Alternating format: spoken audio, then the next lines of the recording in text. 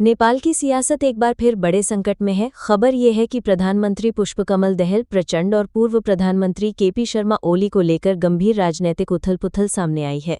स्थानीय media reports के मुताबिक हालात इतने बिगड़ गए कि प्रचंड और ओली अचानक देश छोड़कर विदेश रवाना हो गए। टाइम्स ऑफ इंडिया की एक रिपोर्ट के मुताबिक नेपाल में चल रही सत्ता संघर्ष और आंतरिक कलह के बीच प्रधानमंत्री के ऊपर दबाव लगातार बढ़ रहा था। वहीं जनसत्ता ने लिखा कि नेपाल की राजनीति इस वक्त बेहद अस्थिर दौर से गुजर रही है और यही कारण है कि सरकार पर जनता का भरोसा डगमगाने लगा है।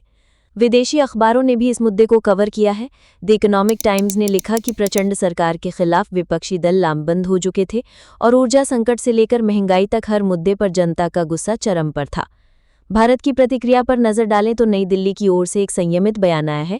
विदेश मंत्रालय ने कहा है कि नेपाल हमारा करीबी पड़ोसी और मित्र देश है। वहां की राजनीतिक स्थिति पर हम नजर बनाए हुए हैं।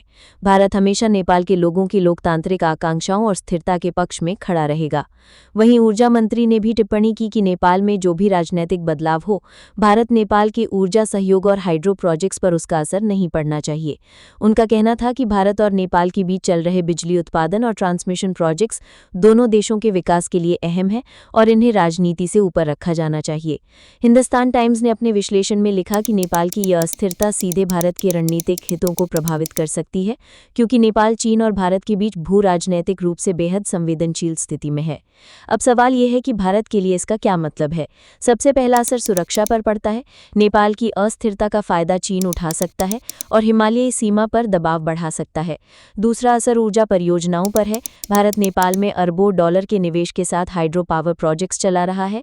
अगर वहां राजनीतिक संकट गहराता है तो इन प्रोजेक्ट्स की गति धीमी हो सकती है। तीसरा असर जनता के बीच आपसी रिश्तों पर पड़ सकता है। नेपाल में जब भी राजनीतिक अस्थिरता होती है, अक्सर भारत पर आरोप लगाए जाते हैं। ऐसे में भारत को सावधानी से कदम बढ़ाना होगा ताकि दोस्ताना माहौल बना रहे।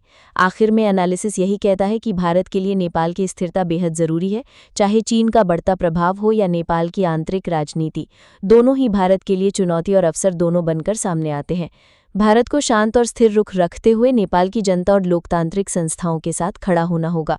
अब सवाल आपसे, क्या आपको लगता है कि नेपाल में ये राजनीतिक संकट चीन के लिए ज़्यादा फायदेमंद साबित होगा या भारत इस मौके पर और मजबूत साझेदारी बना पाएगा? अपनी राय कमेंट में ज़रूर बताइए।